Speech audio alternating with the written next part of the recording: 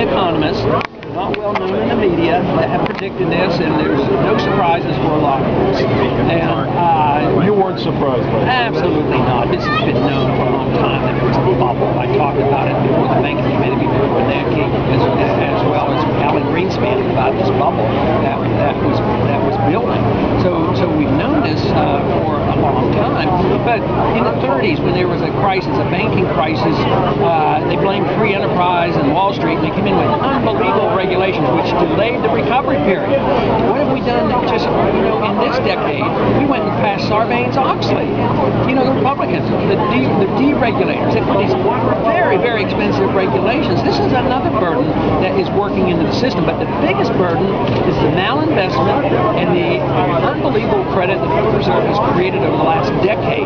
You get bad investments. You get people running up too much debt, and you get bubbles to form. Aztec bubbles, housing bubbles, dollar bubble. The dollar bubble is the biggest danger because you can't prop up inflation with inflation, and that's what they're doing. Last week, the world central banks created over $300 billion worth of new credit out of thin air.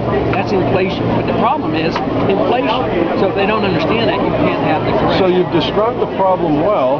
What is the role of government in this? What's the role of the president? Well, the role is get out of the way. When the government assumed the responsibility of correcting the problems in the 30s, they prolonged the Depression for 15 years. In 1921, when there was a Depression, there was hands off. And there was a Depression that lasted 12 months. There's a big difference. When the government gets in the way and props up a non-viable system, it just goes on forever and ever. So you need to get out of the way. You need the corrections to occur. You don't need the plunge protection team propping up all these markets secretly and bailing out the bad investments. I mean, the Fed was buying Fannie Mae and Freddie Mac and securities last week and owning those things now. And that's bailing out bad business decisions. And the sooner the malinvestment and the bad debt, the bad decisions that have been made are cleansed, the sooner you get back. Today, it's propped up, and that's the political thing to do, but it just means it's going to last a while longer. How do you convince people that the Democrats are saying we need bailout funds, we need to do this, we need to do that? You say, other Republicans say, leave it alone. That's a hard message to sell, isn't it? Absolutely, and that's why it's more likely that they're going to inflate, because it's much easier to take another shot of drugs. Inflation is like an addiction, and a drug addict or the alcoholic gets DTs and withdrawal symptoms are horrible.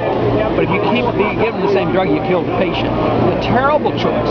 So my prediction is, unfortunately, that we will not do the right things. We're going to continue to inflate, and then the conditions are going to be catastrophic because they'll destroy the dollar. The dollar will be routed on the international markets, and we will have